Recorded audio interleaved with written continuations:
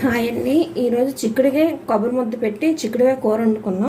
Oil వేసుకోవాలి, కరివేపాకు, ఉల్లిపాయ ముక్కలు,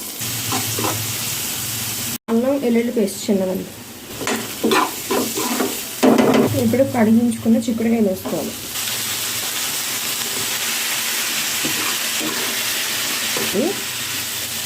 కొంచెం చిక్కుడుకాయ మగ్గేంత వరకు ఇది సిమ్లో పెట్టుకొని మూత పెట్టుకొని ఉంచుకోవాలి.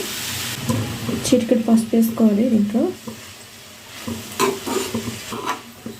ఇది ఇంకొంచెం మగ్గాలండి, ఇంకా మగ్గితే బాగుంటుంది.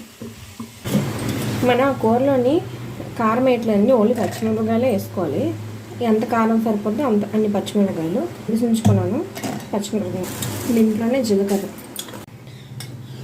కొబ్బరి ముక్కలండి. ఇదిగోండి ముద్దలో రెడీ అయింది.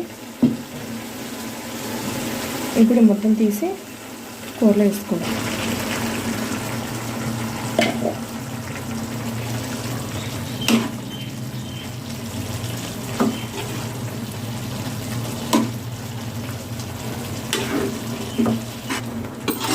ఉప్పు వేసుకోవాలి.